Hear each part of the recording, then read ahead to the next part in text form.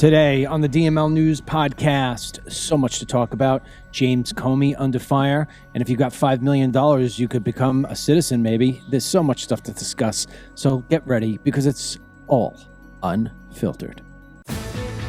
Dennis Michael Lynch gives you his word, and he will never let you down. He will always fight for America.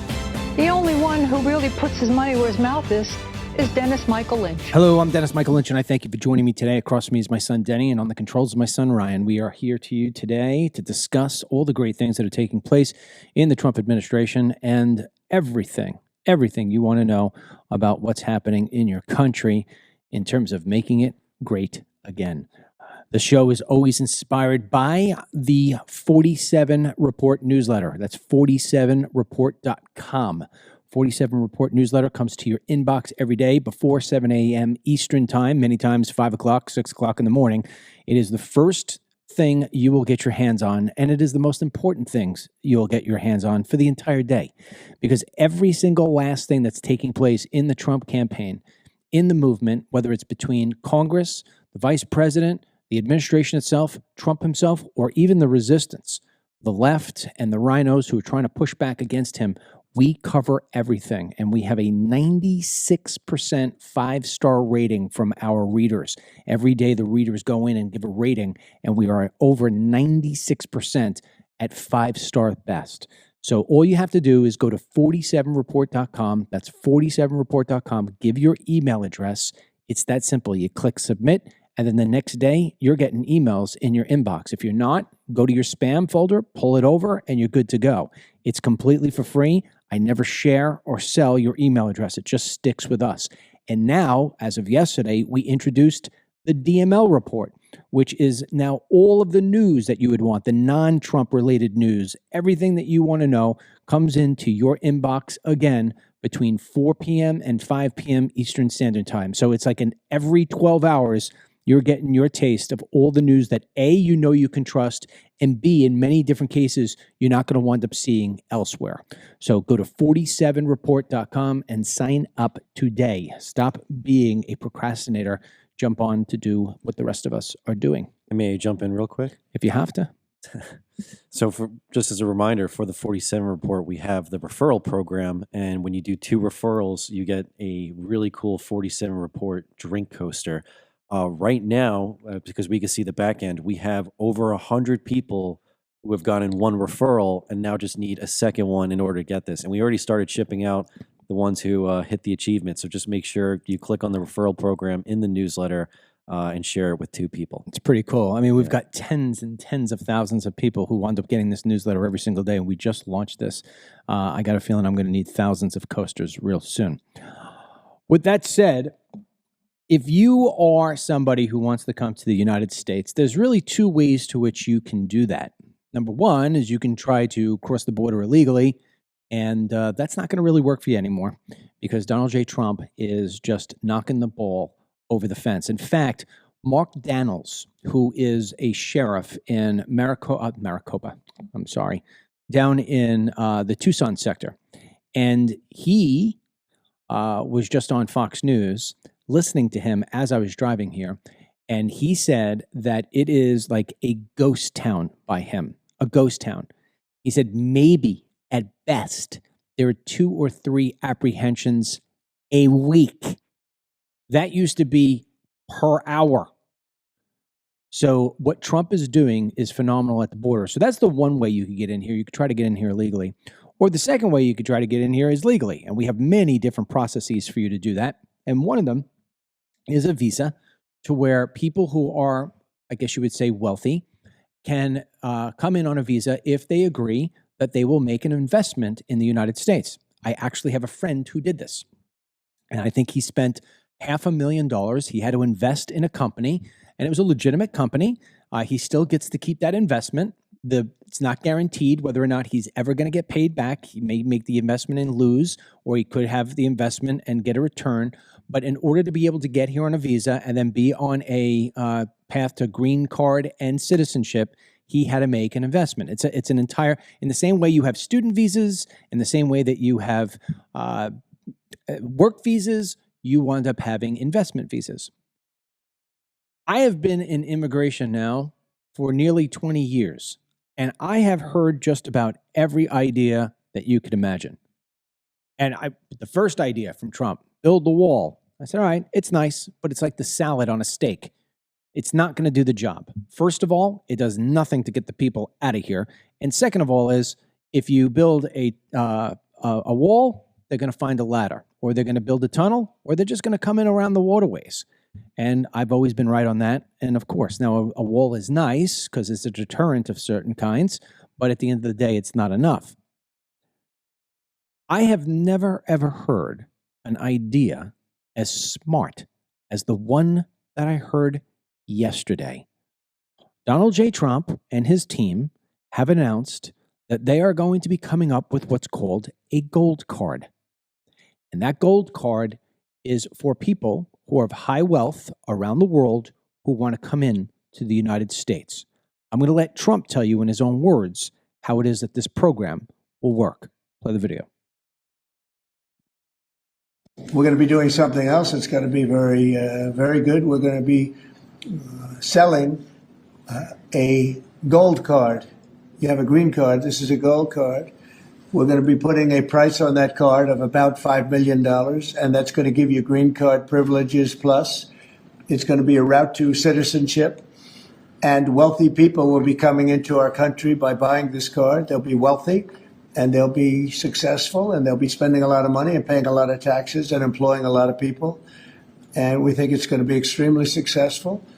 And never been done before, anything like this, but it's something that we're going to be putting out over the next, would you say 2 weeks, Howard? Do you want to say a couple of words about it? The gold card, well, millions, but the gold card will bring in with it people that create jobs, very high level people.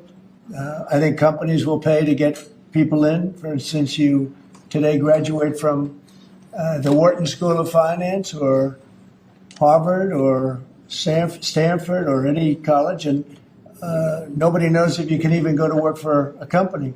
So Apple and all these companies that want to get people to be working for them will be able to buy a card, and for the people that are number one in their class at top schools, I see that as one of the things. But generally speaking, it'll be people with money and people that create jobs, and they won't have to pay any tax on income outside of the United States, which they're not paying right now. They're not citizens, but they'll have to pay if they create jobs in the United States. They'll pay full taxes like everybody else.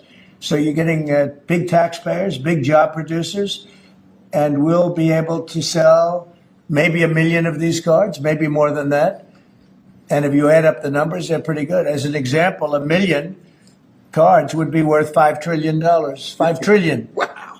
And if you sell 10 million of the cards, that's a total of $50 trillion. Well, we have 35 trillion in debt. That'd be nice. So we'll see. But it could be great. Maybe it will be fantastic. We have it all worked out from the legal standpoint. It's totally legal to do. Hasn't been done before. It's been done in many different forms. We give them away. Why should we give them away? We shouldn't give them away. And I think it's something very exciting. I think it's potentially just something that we're all very excited about. Business, whether you want to say the business of immigration, news, filmmaking, podcasting, whatever it is that the category is that I fall underneath. The way that I got involved in this is I was making a documentary about nothing, really. And I was doing it out on the east end of Long Island, better known as the Hamptons. And there was a guy standing on the corner holding a sign that said, "Deport illegals." He was there every single day. It didn't matter if it was the winter and it was snowing or if it was 100 degrees with humidity that would just knock you out. He was there every single morning on the busiest corner there is in the Hamptons with that sign. He would either get beeped at or he'd have coffee throw at him. He'd either be cheered for or people would come out and take a photo with him. It was that sort of situation. I watched this unfold for the longest time. And this is before I knew anything about immigration, illegal immigration, anything. Even up to that part of my life, I was apolitical. On the other side of that 7-Eleven on any given day with 200 illegal aliens, the majority of them all Latino. And I watched this play out every single day as I would drive back and forth making this documentary. Finally, one day, somebody throws a cup of coffee at him, and I'm sitting there, and I said, okay, I got to find out what's going on. This guy was an out-of-work contractor. And the reason why he was out of work was that all the other contractors in the area that he had competed against decided that they were going to go hire illegal labor. Tom Waddell, the man on the corner, would not do that. And so he lost every single last bid because he couldn't compete because of the wages, the difference between hiring an American and hiring an illegal.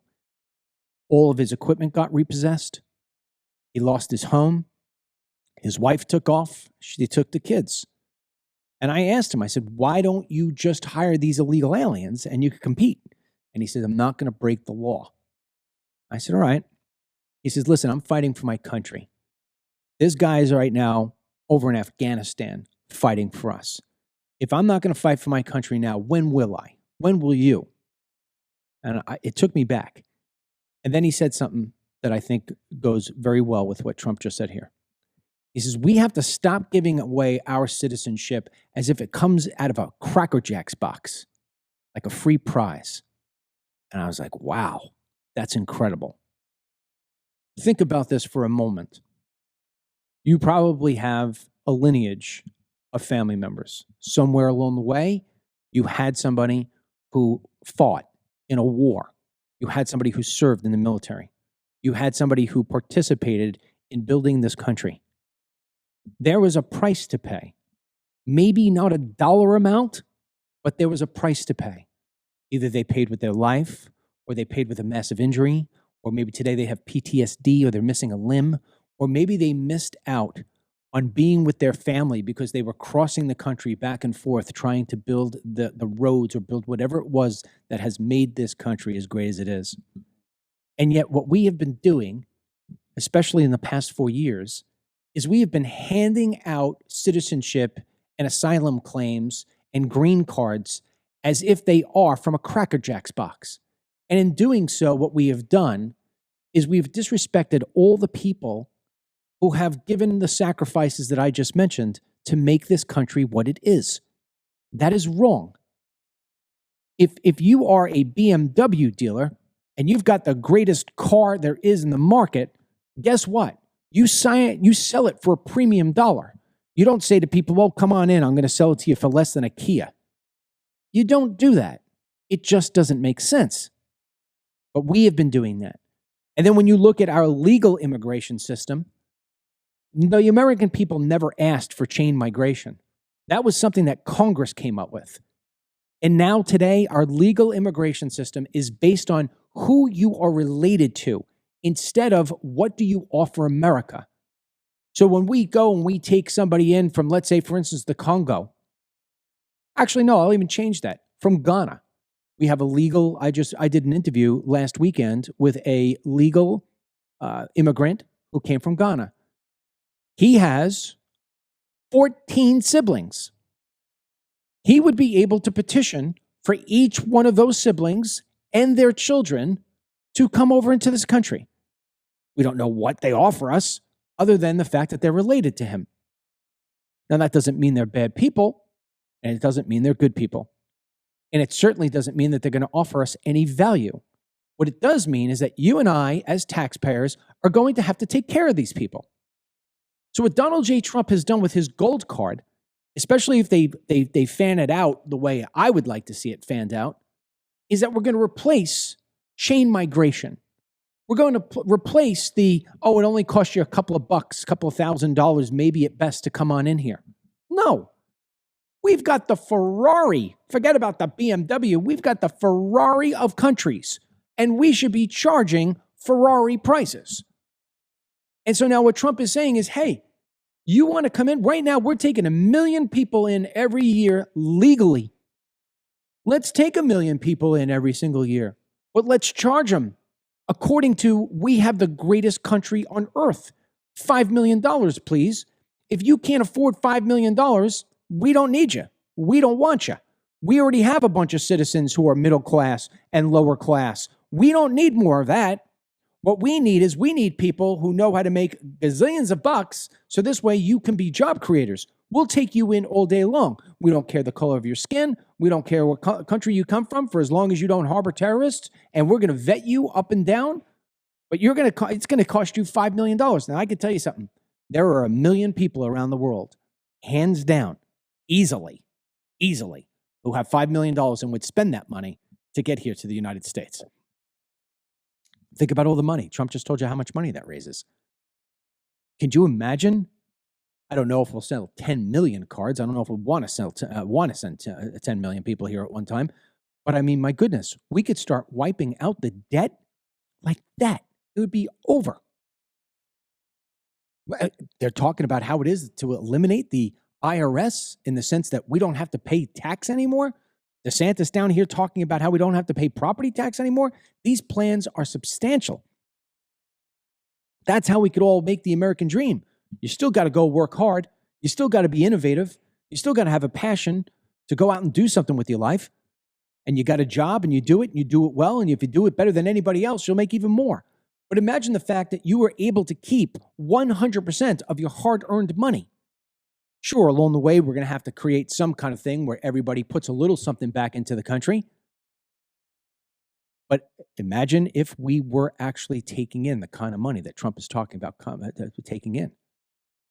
This is absolutely brilliant. It is a sensational plan. It is the best one that I have ever heard in the near 20 years that I have been in this business. I'll tell you two things right now. Two things that would solve that problem of illegal immigration and mass immigration to people we don't want. A, put in this $5 million gold card. And B, you put in mandatory E-Verify and people can't work here illegally anymore. The problem is solved. People will go home and we'll only have good people coming into this country. And America will be great again, and there won't be any close second. That is an absolute guarantee. Before I bring in Dennis, I'm going to play a video of a congresswoman who doesn't agree with me. She thinks the illegal aliens are what make this country great. Play it, Ryan. And their distractions. We can't let them deport the millions of families across this country who have been doing the work that keeps our economy going every day. We can't let them scapegoat and criminalize immigrants who contribute, who are our neighbors, our friends, our churchgoers, our community around us that we deeply love. Immigrants are us. Yes. Immigrants are us, and we all deserve respect and dignity. That's right. If you look at the food that's on your table, think about who picked it. Right. Yeah. If you look at your homes. You know, Dennis, one of the things that always pisses me off about these Democrats is that when they refer to illegal aliens, they refer to them as immigrants. There is a far difference between somebody who breaks our laws and jumps our border and somebody who is willing to actually go through a process, a vetting process and a financial process to come here legally. It is an insult when these people do it, but I think it's because she's just so dumb and ignorant that she doesn't understand the difference between legal and illegal. Oh, totally. I mean, she's probably the one, too, who uses fluffier terms like newcomers, you know? So, but to your point, and I've seen it done with obviously a lot in the mainstream media, they always kind of conflate those terms. And something that we have kind of clearly have seen with the Trump administration is that, you know, they're not going to mince the terms. They're going to use what is legally correct, which is illegal alien. So, I mean, I can't remember if she's actually part of the squad or not, but she is definitely one of the more out there leftist politicians that I just get kind of surprised that anybody actually listens to her. Well, of course. I mean, the left doesn't want to recognize that the people that came in here illegally are stealing jobs and opportunities from Americans. I've never seen that woman, Jay Powell, ever get up on the podium like that and be so passionate about American citizens. But she's going to be so passionate about an illegal alien. And yet the people in her district continue to vote for her. That's why I always say that it's an absolute disease.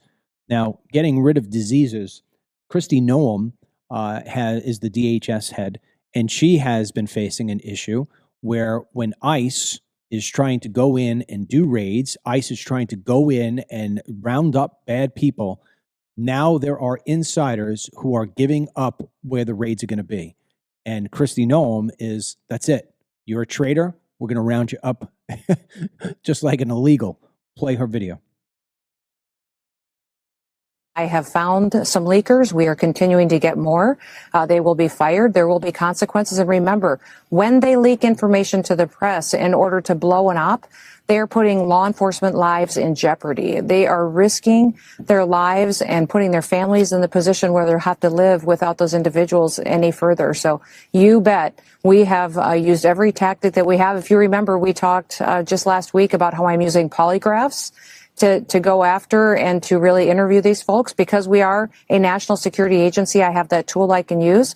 Also looking at their emails, looking at their communications. And it's amazing how these bureaucrats who have an agenda to stop the work that we're doing to bring safety to America, how they will sell each other down the river if it's just to protect themselves. So don't worry. I am doing everything to find these leakers and to get rid of them so that we can do our work and our law enforcement officers and agents can do it safely. I was going to say, one of the biggest failures of arguments that leftists and liberals have tried to make against Trump is that, he doesn't surround himself with enough women or strong women or independent women or women who, are patriotic enough to fight for America. And yet, I mean, when you look at his team that he's assembled from things of the press secretary spectrum, like Caroline Leavitt, to, the secretaries of these major departments like Kristi Noem here, I mean, they're hard hitters. They're winners. If anything, they sometimes come off even tougher than some of the guys he's put on the team. I know in our next video, we got Tulsi Gabbard, and she is going with the approach of no tolerance for any woke BS. I mean, for example, and we had it in the 47 report, and we'll play the video, she just issued directives to terminate employment and revoke the security clearances of over 100 intelligence officials from agencies across the board like NSA, CIA, DIA. A lot of these officials were caught up in chat rooms discussing explicit sexual topics during work hours. Yeah, that's what our intelligence employees are doing. And the explicit stuff was pretty egregious. And you've got to ask yourself, who the hell is running these agencies that we're having that kind of stuff going on? And it's disgusting. Mark Cuban is who referred to the women that's around Trump. He said Trump surrounds himself with weak women. We're going to play a video right now of Tulsi Gabbard. I dare anybody to tell me that this woman sounds weak. Ryan, play the video. There's going to be a lot of house cleaning because now we're hearing CIA agents don't like getting Doge, so they're going to sell state secrets to our enemies. What are we going to do here? I am curious about how they think this is a good tactic to keep their job. They're exposing themselves essentially by making this indirect threat using their propaganda arm through CNN that they've used over and over and over again to reveal their hand that their loyalty is not at all to America. It is not to the American people or the Constitution. It is to themselves. And these are exactly the kind of people that we need to root out, get rid of, so that the patriots who do work in this area, who are committed to our core mission, can actually focus on that. I got to tell you, one of the byproducts of what I just saw literally today is because of this immediate action of transparency and accountability, I have people within the intelligence community reaching out to me personally and directly saying, hey, you need to know about this. You need to look over here. People are stepping forward because they are all on board with the mission to clean house and refocus on our core mission of serving the American people. Yeah, I mean, right? Tulsi and Kristi fighting for American people. Clearly, strong woman Trump surrounds himself with, compared to Pramila Jayapal, who, and I'm doing quotes here, says that we need immigrants because who's going to, pick our food and clean our houses, which, of course, I think she should maybe rehear herself when she says a statement of that nature. Well, you know what, Dennis? Let's take the video clips we did so far, and let's put a fourth one to it. So we've had 2 video clips so far of Republican Trump girls. Yeah. Tulsi Gabbard, who I think is as articulate as they come and as tough as nails, served in the military. And then you got Kristi Noem, who was one of the most successful governors in the U.S. And then on top of that now is, look, as far as I'm concerned, she's leading the charge on what will be the greatest correction out of any policy problem we've ever had in this country. The fact that in less than 40 days, we have gone from having thousands of people being arrested every day to a handful is astronomical. I mean, if you think about how we flipped that on top of its head. Now, the next video, I'll let you describe. This is the little woman that I can't stand, Miss Crockett. She is asked by a reporter what she would have to say to Elon Musk. Now, before Ryan plays the video, I want to give you a little heads up that's going to have some profanity in it. And then just think for yourself. You've got J-Pal and Crockett in a debate versus Noem and Gabbard. Who's going to win that one? Play the video. If you could speak directly to Elon Musk, what would you say? Fuck off. That's it. There you go. That's proof in the pudding that the hood is still alive. I think it's also just very representative of the Democrat Party. Seriously, that's their argument. That's their mentality. I'll take Tulsi and Kristi weeding out the traitors and running things officially than Jasmine Crockett wasting our time as American taxpayers to tell Elon Musk to F off. I mean, seriously, let's do the comparisons of Jasmine Crockett's accomplishments versus Elon Musk's accomplishments. It's going to be a very short list compared to a laundry list. Of course. Now, on top of that, I mean, think of it. We're talking about immigration here so far, opening up the show. Think about what we just reported back on Monday, that Doge found $750 million in a contract being paid to a law firm that it was protecting migrants from being misgendered. Okay? How can you not appreciate Elon Musk? Who would tell him to go F off? What has he done wrong? He has done nothing wrong at all. He has uncovered the wrongdoings of others, and somehow he is the person to blame. It makes absolutely no sense. I mean, want to talk about canceling crazy projects. It is wild each week what they start really finding as they continue to dig. It just shows how bloated these agencies are. I mean, they cut over $520 million for ESG investments in all of Africa. Can you name me one astounding internationally recognized accomplishment that has happened out of Africa from that money? I don't think anyone can. That money doesn't go to those actual investments. They go into pockets. I mean, another $69 million to the Eurasia Foundation for Digital Transformation Activity. Like, why are we sending money to these things? Oh, I see the list. I'm going to go down the list real quick. $32 million to interviews for programs including media enabling democracy, inclusion, and accountability in Moldova. Right? Yeah. $7 million for the American Bar Association to promote the resilience of the Eurasian legal sector and civic society, whatever that is. $520 million for a consultant to do ESG investments in Africa. Yep. $25 million to promote biodiversity conservation and promote illicit livelihoods by developing socially responsible behaviors in Colombia. $40 million to improve the social and economic inclusion of sedentary migrants.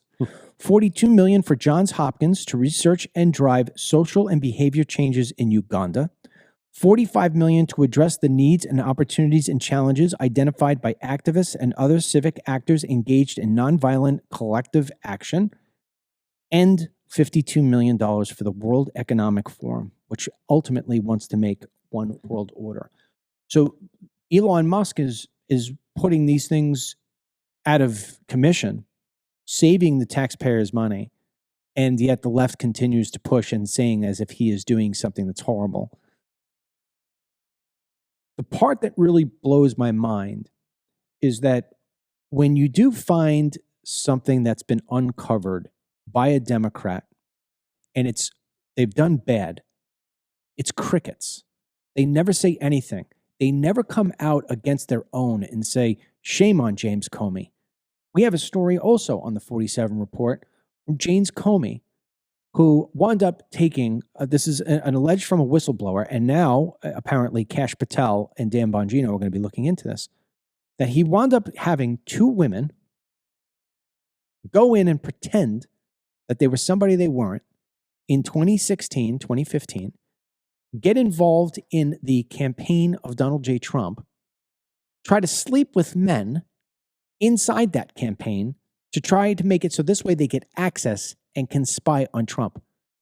That is what James Comey did, or allegedly did. Yes, the term for that, there's actually a term, it's called honeypot. It's Yes. basically when you have a secret agency like that, and it's usually a woman, that they kind of get the woman as a spy to, go for a male congressman or a male businessman, and then it turns out that she was just, trying to get some information. And so, yeah, I'm not actually surprised Comey would pull something like this, because I think when you look at his overall tenure as director, he was completely shady. So there's someone who's going to really look into it and actually expose what he had going on there and bring light to day. I would think it would be Kash Patel and Dan Bongino. I mean, they think Comey is probably one of the worst to ever head an agency. Look, when you take a snapshot of the Democrat Party right now, they don't have one, and I don't mean one single thing to tout to say, this is a good thing. Here's what we're doing, and this is what we're doing because Trump is doing something bad. Yesterday, the House got past a procedural vote to start pushing forward with a budget. And Nancy Pelosi is up there on the floor saying, this is horrible. Look what you Republicans are doing again. You're cutting funding to major programs. You're putting tax breaks into the wealthy's pocket. And I just sit there and I say, how do these Democrats sit there and lie time and time and time again to the American people, and they get away with it? First of all, Trump is not sitting there and making tax breaks to the rich people. They make it sound like Trump went into office and said, hey, Denny, do me a favor. Go and take a look at all the top 1% people in the country. I just want to write an executive order that they get a tax break and nobody else. That's not how it works. What he's doing, and what he will do, is he is lowering the taxes for businesses. And unless people have been living under a rock, businesses are the ones who hire people. If your business has more money, it is going to make more innovation. It's going to buy more equipment. It is going to hire more people. When Trump first did these tax breaks in 2017, the Democrats said that all the entrepreneurs and all the business owners were going to take that extra money, put it in their pocket, buy Lamborghinis, and that we would see nothing positive at all. That didn't happen. Companies wound up giving out massive raises. We saw unemployment hit record lows for 50 years. We saw wages for all Americans go up in every single demographic. We proved wrong the critics who said that this was going to be horrible. Here we go again. Trump is not only looking to extend those tax breaks, but then make additional advantages and I guess you would call it incentives for people to work and for companies to expand. Why anybody wouldn't see this as a positive is beyond me. All they want to look at is, oh, he's going to make cuts to Medicaid. He's going to make cuts to Medicare. He's going to make cuts. He's going to make cuts. He's going to make cuts. You know what he's going to do? He's going to cut out the fraud. Do you know how many people are on Medicaid and Medicare that shouldn't be on that? So he's going to cut out things to make sure that that fraud and frivolous spending is no longer in place. And he's really trying to vouch for just an overall veil of transparency here. I mean, even like a lot of the executive orders he signed yesterday were great.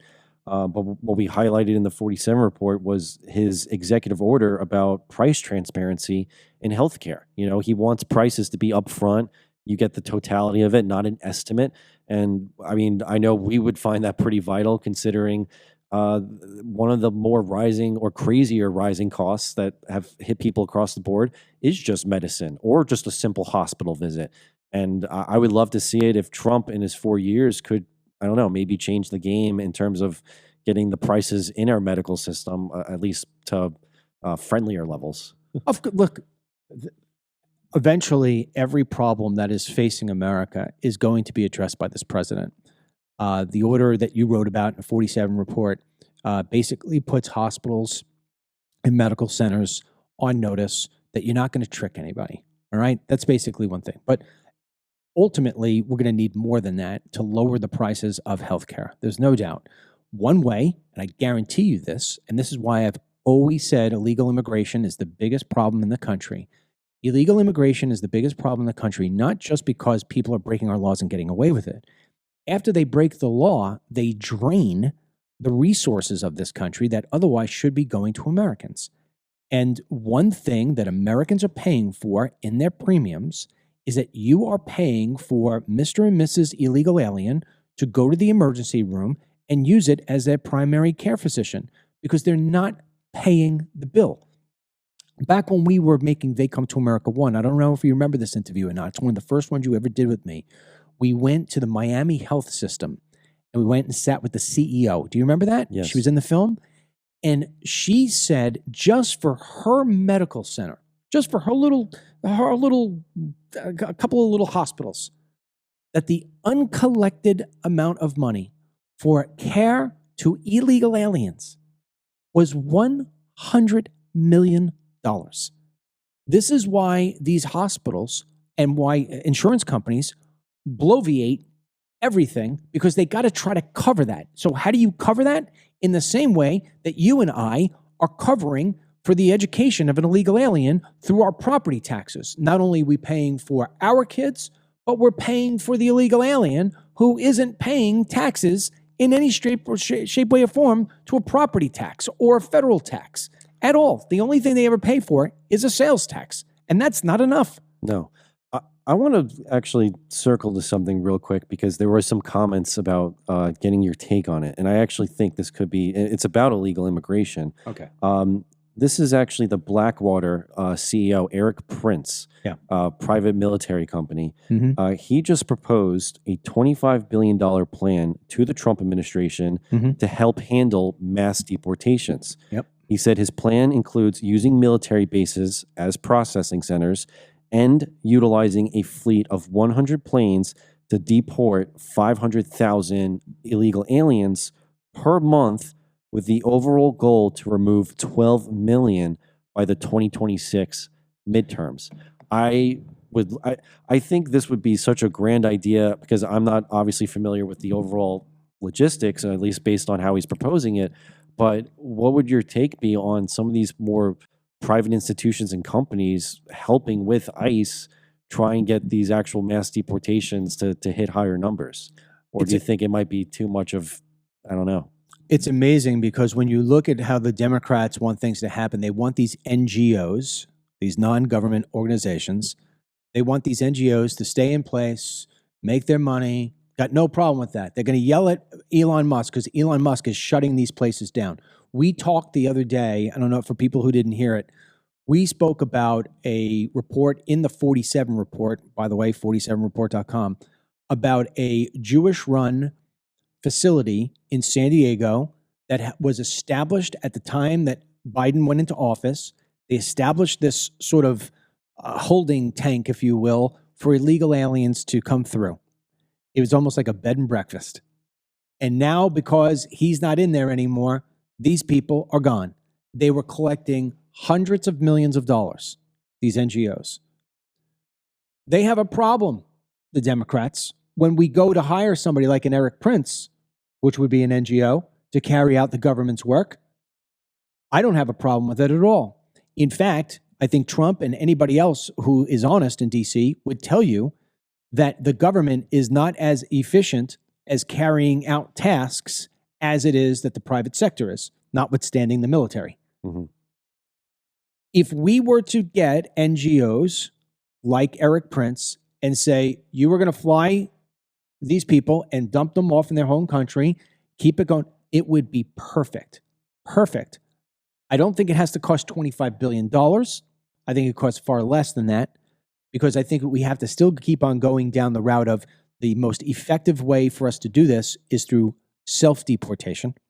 So I think that you would get more bang for the buck if Trump were to get up on stage tomorrow and say, here's an executive order from mandatory E-Verify. I don't understand why we don't have that yet. Yeah. Here's mandatory E-Verify. And if we find out that you are hiring illegal aliens, you will lose your ability to practice whatever business it is that you're practicing. And if you do it a second time, you're going to jail for 5 years per occurrence. So if you've got 4 illegal aliens, it's a 20-year sentence. You will watch every business in the United States of America fire their illegal aliens immediately. And I go back to what J Powell said before in the earlier video. Our economy is not powered by illegal aliens. If our economy is powered by illegal aliens, we might as well fold up tent now. Our economy is fueled by innovation and hardworking Americans who follow the rules and pay their taxes. These illegal aliens are interfering in that process. Now, I like the idea of bringing in Eric Prince because Eric Prince has a history of getting things done. But ultimately, I think the idea that we could deport 12 million people a year is realistic if we had the will to do it. I think Trump is showing the will to do it. The one interference that would run, that we are seeing with everything else that he's doing, is the courts will come in and say, you cannot do that. These people have earned their day in court.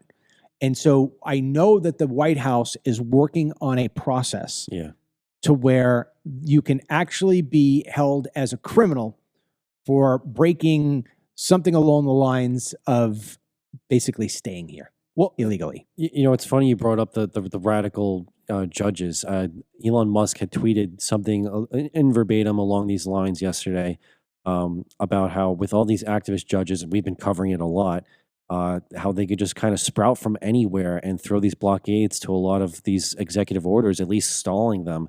I think he called it the tyranny of the judiciary.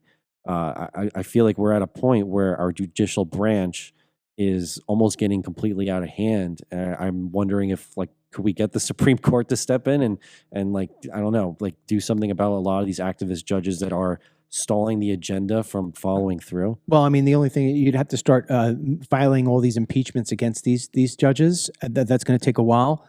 I think what we have to do is circumvent them. And what I was referring to 2 seconds ago, this was in the 47 report. You take I'll just hit it from a high end. The U.S. Citizenship and Immigration Services on their X account posted the following: in support of an executive order protecting the American people against invasion, the DHS requires all illegal aliens, or all aliens in general, to register with USCIS, basically, which is Customs and Immigration. Failure to comply will result in criminal and civil penalties up to and including prosecution and fines. So we could make it now where they're going to make a new rule that says if you don't do this, you're automatically a criminal. Because that's the way of saying, hey, you may be here legally on an asylum claim, but you didn't come and register, so now you're officially a criminal, and we're deporting criminals. I think that's what they're doing. That's the way you circumvent these judges and the asylum claims that are taking place. You know, I would hope that we can definitely circumvent them, and I feel for ICE. I know, like Tom Homan, is probably on the same board with Eric Prince here on like, let's get them all out as possible, and it's difficult. I mean, we had this in the 47 report too. Just as a prime example to paint the picture, St. Paul, Minnesota, that's a designated sanctuary city. ICE was able, though, to arrest 3 convicted illegal alien child predators, and now they're on their way for deportation. But the fact that 3 predator illegal aliens can go to a place like St. Paul and be safe there because it's a sanctuary city is still baffling to me that we even have that as a policy, or that cities can have that as a policy. Well, one of the things that I was calling for, if you remember this correctly, going back a couple of weeks ago, was I was calling for us to arrest the people who are running these sanctuary cities. Yeah. Because federal law, when it comes to immigration, should trump state law. And right now, these people are harboring, aiding, and abetting. And they are, as far as I'm concerned, interrupting federal investigations, which is a crime. Because if ICE is looking to rid of somebody and has a detainer for it, and you are not cooperating, that is interfering with ICE. And so as far as I'm concerned, when we do that, when we finally crack down on one of these people, it's going to be a much friendlier thing. In fact, I don't know the exacts on it because I didn't hear everything on it. But just before I had Kim in here, I was talking about how Sheriff Daniels was on from Arizona was on Fox, and they were saying that Hobbs, the Democrat governor, is starting to make a U-turn on how it is that she's addressing illegal immigration, and that she says she's willing to work with the sheriffs and everybody she has to protect the border from the cartels. So clearly what's happening is that these Democrats are starting to see that the American people are happy with what is happening now at the border, happy with these deportations. And, if you go back to Bill Clinton, I always say this, Bill Clinton once gave a State of the Union address. If you were to read that address and you didn't know who gave it, you'd swear it came out of the Trump era. Yeah. Because he's talking about protecting Americans, saving jobs, going after the cartels, bad people coming in here. And something along the way completely changed on these people. I mean, you can even find it with Obama in his earlier days, the way he would even sometimes talk about it before he was the one to facilitate it. But it just goes to show that, the Democrat message has really warped over the last few years. I mean, they were always kind of obviously on the left spectrum, but it's what we've been saying actually earlier in the week, right? James Carville's been screaming from the mountains about, the Democrats getting their act together, but he's trying to fight for a Democrat Party that no longer exists. I mean, they what have the Democrats been doing since Trump got elected? Protesting at the Capitol, saying transgender people are under attack, saying that illegal aliens are American citizens, and starting to equate terms like immigrants and newcomers. I mean, they're fighting for all the absolute wrong reasons, and it's why they're getting nowhere. It's why they have no person to lead them for 2028, at least not right now. I mean, their best bet was someone who let their state halfway burn down, So I just don't see them getting their act together and even creating a collective message that Americans will get behind. I mean, Mark Cuban, right? You mentioned him earlier. He was just talking about how I think, pardon my French here, he said, like, quote, Democrats can't sell shit. They can't. Their messaging is so far off at this point. The other thing about messaging, you talk about that. I mean, the one thing about Trump is that he makes people laugh, and laughter is always something that's good. I mean, it's hard to be angry at somebody who makes you laugh. And he posted something that's so great. I was trying to find it here on my phone, but I think we've got the video. He posted an AI generated video. We're going to show it here in a second, of Trump Gaza, what it would look like after Trump takes it over. Play the video.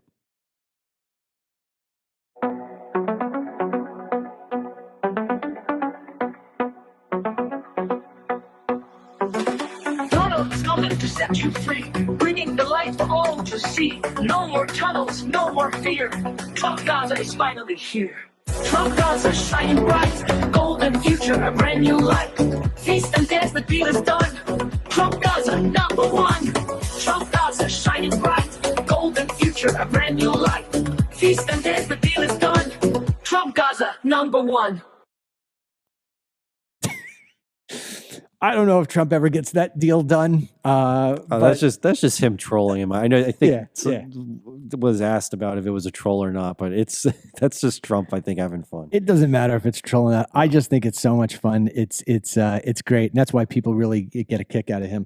But getting into a more serious deal-making thing, Ukraine, Mr. Zelensky, is finally going to cave, and he's coming to the White House to sign a minerals deal. What's the deal? Yeah, the rare earth minerals deal. I mean, so it's essentially a deal centering on Ukraine providing the U.S. with access to its vast natural resources, particularly critical minerals like titanium, lithium, graphite, and uranium, as well as oil and gas reserves.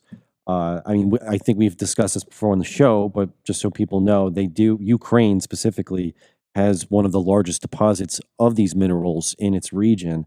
But this agreement is framed as a way for Ukraine to repay the U.S. for quite literally the billions of military and economic aid that we have given them over the years. So, I mean, it's something to finally get back in return, but hopefully the repayment is worth the reward. The Trump administration is in a very tough spot with this whole thing with Ukraine and Russia. And I think that this is one place of where Trump's just saying, let's try to create some sort of deal where I can justify the amount of money that we have given out because we're not getting it back. We're not getting it back. And so, I give A for effort. The New York Times wrote about it. They just put something up not more than an hour ago. A draft of an agreement calling for Ukraine to hand over the United States revenue from natural resources includes new language referring to security guarantees, a provision Kyiv, Ukraine, had pressed for rigorously in negotiations. But the reference is vague and does not signal any specific American commitment to safeguarding Ukraine's security. A copy of the agreement obtained Wednesday by the New York Times included a sentence stating that the United States supports Ukraine's effort to obtain security guarantees needed to establish lasting peace. Previous drafts did not have the phrase on security guarantees. It was not clear whether the draft dated Tuesday was a final version. A Ukrainian official briefed on the draft, and several people in Ukraine with knowledge of the talks confirmed that wording on security had been included in the document. They spoke on the condition of anonymity. So this is where it's a slippery slope for Trump, because Ukraine wants guarantees that you're going to defend us against Putin. And Putin is not going to want Trump to be giving any sort of guarantees to Ukraine at all. But at the same time, Trump's saying, you're getting out of here and you can't invade them anymore. So as I said, this is one of those things where I think Trump is just going to steamroll through it. He's going to throw it against the wall and hope it sticks. And I told you before, and I'll say it again, we will probably give up something in this deal that certain people will look at and be like, ugh, I don't think we're really going to care. We just don't want to send any more money over there. Yeah. It's really what it comes down to. Two things could be true at once. Zelensky is not a good person. Vladimir Putin is not a good person. We're dealing in something that I think Trump kind of states it very bluntly. He says, if I was president, this would not have happened. And I tend to believe it. I think a lot of weak and compromised leadership, especially out of Biden, has led to where we are. So I think Trump is doing his best here, to resolve a situation as resolvable as it can be. But yeah, it's as you painted it, it's definitely a slippery slope, and it's going to be a little dependent on how things actually play out when these deals are signed. Speaking of deals, I mean, the Mexicans and the Canadians are not going to be very happy. The tariffs are going to go straight through. And Trump is talking about how it is that we don't need to buy lumber from Canada. Because Canada, you think of Canada, what do you think of? You think of, maple syrup and trees, right? So here's a video of Trump explaining why it is that we do not need Canada as much as Canada needs us, specifically when it comes to lumber. We don't need their lumber. In fact, we're going to be freeing up, and I've asked Howard Lutnick to get that done with Lee and everybody, Lee Zeldin, environmental. We're freeing up our forests. We're going to be able to take down trees. Right now, we're so restricted environmentally. We're going to be freeing it up with an emergency order. We have an emergency order, and we're going to be freeing up our forests. We have more forests than almost anybody, and great lumber, great trees. We don't need anybody's trees. We don't need trees from Canada or anybody else. In fact, we have to put the slits, as they call them, the area, 50, 60-yard area in between areas of trees. It stops the fires. So, Dennis, as we continue to march on here, we're seeing, it's so hard to pack everything in a 1-hour show. But what the Trump administration is doing here is they are keeping to the promises that they made. And Trump is wheeling and dealing like he has his entire life. A lot of times the critique on Trump was, you didn't start from nothing. Your father gave you $1 million. Well, I can tell you right now, if I gave you $1 million tomorrow, I don't know if I'd say, yeah, all right, you'd be able to become a billionaire. It's not easy to be a billionaire. I remember I raised an incredible amount of money for one of my first businesses. And I was in the car with the venture capitalist who had led the round for us. And I said to him, it must be nice to have the kind of money that you have where you could do anything you want at any given time? He said, yeah, I worked really hard for it, whatever it may be. I said, do you foresee yourself being one of the billionaires? And this is a guy who had hundreds of millions of dollars. And he said, I don't. And I said, why not? He said, I'd need the biggest, luckiest break in the world. I said, really? He said, I don't think people recognize how hard it is to become a billionaire, especially after you pay taxes. So, yeah, okay, maybe Trump wound up getting $1 million or $2 million from his dad, but that's not what you're seeing the Trump organization as today. That's all Donald J. Trump. All right. So he knows how to wheel. He knows how to deal. He knows how to build. He knows how to get things done. He's a no BS guy. And what we're seeing here in almost the first 40 days is a replica of a guy who built the New York City skyline. Now he's just doing it on a grander scale, not only here in the United States, but around the world. One thing we talked about yesterday, just before we say goodbye, we talked about how Byron Donalds from Florida, he's a representative down in Naples and a big Trump supporter and a big friend of Trump, was talking about that he wanted to run possibly for governor. And Trump said he'd support him 100%. Yesterday, we did a whole thing on DeSantis and his wife. It was announced last night on Fox that Byron is going to indeed run for governor. As we had said yesterday, I'm not necessarily impressed or sold on that he would be the leader for governor. I think, hey, be in Congress and continue to legislate and do what you can with helping Florida. But I think just from the leadership perspective, and some of the real issues are that Byron Donalds has a bit of a history of being quite left leaning. I mean, again, the whole George Floyd era, I don't like his takes on it. And a lot of argument I've seen too is that during some of Florida's hardest hitting times, he wasn't really anywhere to be seen. So I would venture to say that he's probably going to make a really strong commitment to trying to run. But I think Casey DeSantis, if she's serious about running, will give kind of a run for the money there. It also seems like Matt Gaetz is maybe positioning himself here as not to run, because it seems like he's kind of voicing some support towards Donald. So I guess maybe he's really taking a back seat from going to any kind of office. Well, the thing is that we don't know what it is that Matt Gaetz feared when he jumped out. So maybe there's something where he says, hey, this is not going to happen in my lifetime. The second thing is that he's got the taste now because he's got his own show. I mean, it's a small show on One American News Network, but he's got his own show. So now he's in the media and he's saying, hey, you know what? I'll work my way up and who knows, I'll have a show on Fox News, and that's a lot more fun than, sitting and having to run for governor and maybe not be able to win. I personally believe that if Casey DeSantis throws her hat in the ring, which she will, she's going to run away with it. Yeah. The people of Florida, what I've noticed over the course of time is we all support Trump in a huge way. We all love him. We think he's great. And what he's doing for the country is amazing. But in the back of our minds, maybe we don't say it out loud, although I'm about to, he's not the best when it comes to hiring people. He's not the best when it comes to having judgment on who would be the best and not the best. I mean, let's never forget, he hired Michael Cohen. Let's never forget, he hired Omarosa and Scaramucci. So when I see him say Byron Donalds is a great guy, well, I don't doubt he's a great guy. He's probably a lot of fun and a sort of guy that you want to be around and is going to protect and support your message. But that doesn't make him a great leader. And it doesn't make him that he's going to be a great governor. And it doesn't mean that he's going to make right decisions. And as you just point out, the whole Black Lives Matter thing and how we did stuff like that. I mean, what we do know for certain here in Florida, because we live close to it, right in the middle of it, is Ron DeSantis is the best governor that anybody could ever want. And I got to imagine that his wife is going to carry on that same torch.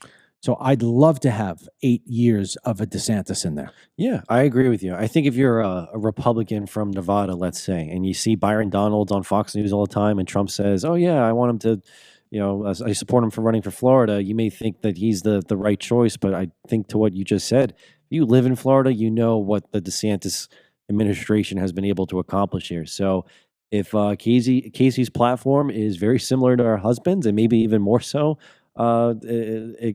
extracurricular than his, she's got my vote. And I think, to your point, she'd run away with it. And I think, again, I know we had talked about it a little bit yesterday too.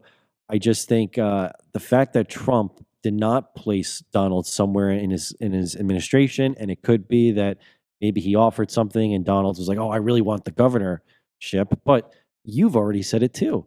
The hot ticket in town, so to say, is working for the Trump administration. There's nothing to say that he could have done something maybe with Doge and then do the run. So I think it might just be a little more on the telling side that he was in place in the administration. Maybe this is Trump's just nice way of saying, "Hey, I'll at least lend you the endorsement." Because you want to know who got a similar situation in that?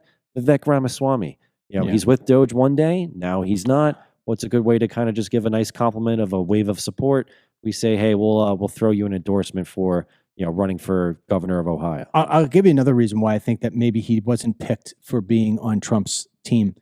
When you're picked on a team, you're going to be scrutinized. Yes. Look what happened to Hegseth. Hegseth got blasted because he had a couple of drinks at a few parties, right? And then there were a couple of women who said he wasn't the nicest to them, whatever. He says, "I'm not quitting, I'm staying in." Those are hearsay, she said, he said sort of things. I'm going to give you, just for the sake of, because somebody asked on here, I don't understand. What are you talking about with Byron Donalds? I'll read you the past on Byron Donalds, and then we'll wrap up. Byron Donalds, the U.S. representative from Florida, has a history of legal incidences from his younger years that have been discussed publicly. At 18 years old in 1997, he was arrested for misdemeanor marijuana possession following a party at his apartment. 2 years later, in 2000, at age 21, he faced a more serious charge related to a scheme involving a bad check.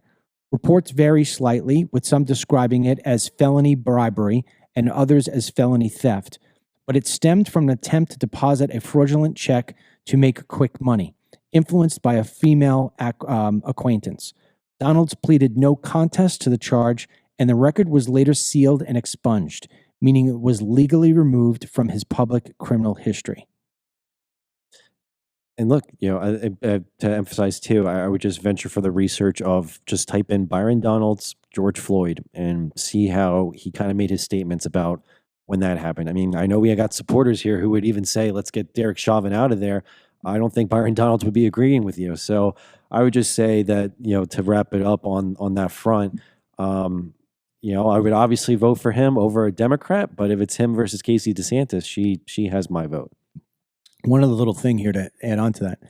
In 2020, during his congressional campaign, a complaint was filed alleging that Donalds failed to disclose these past arrests on applications, including one to sell securities and another in 2014 to serve on the board of Florida Southwestern State College. Donalds argued that since the charges were expunged, he was not required to report them. The Florida Ethics Commission reviewed the matter and dismissed the complaint, finding it lacked legal sufficiency. So it's, the one thing we will say about Donalds is that he doesn't try to avoid these. He says, "Hey, I acknowledge them," but he says they were expunged. The question is, why were they expunged? That's what I would like to know. Yeah. Yeah. There's a couple of little things in here too. I was looking about what you said about George Floyd's death. Well, I think the way he was kind of framing it, he was very much in the let's just give Chauvin, the toss into the jail cell. Yeah, well, he said that he thought that Floyd's death was a tragedy. Yeah, and he said that there were issues with policing. He said, this is his quote: "What happened to George Floyd was wrong. It was a tragedy." But and he said that you had to fix policing. I'd see that. To me, I can't trust that. There was nothing wrong with policing. George Floyd is a freaking monster. I know. He was a monster. I think it's one of the biggest mistakes in American history, what people did that summer to try and idolize him. I mean, statues of him, this man was he put a gun to a pregnant woman's stomach. Like, this is an awful man. It's almost a fever dream thinking about how people were so pro Floyd. Surprising amount of people too. So that already there is the probably biggest red flag for me with Donalds. Yeah, I mean, there's a bunch of different things here. Another potential friction point is 2023 clash with Florida's new Black history curriculum under DeSantis. Initially, Donalds criticized it alongside Kamala Harris, saying it downplayed slavery's honors, a move that some conservatives saw as siding with the left's racial narrative over DeSantis's push to curb woke education. Here's what I'm saying. You just can't trust it. I'm not saying he's a bad guy. I'm not saying he's not reformed. I'm not saying that Trump shouldn't put him in his cabinet somewhere. What I'm saying is that he shouldn't be the governor of the most influential state in the United States of America. We've got a great royal family in the DeSantises. Let's long live the Queen. All right, that's it for us today. Don't forget, 47 Report, 47report.com. We give you all the information that you need about the Trump campaign, the Trump presidency, the Trump White House. I mean, we don't even get to a fraction here on the show of the things that we've covered.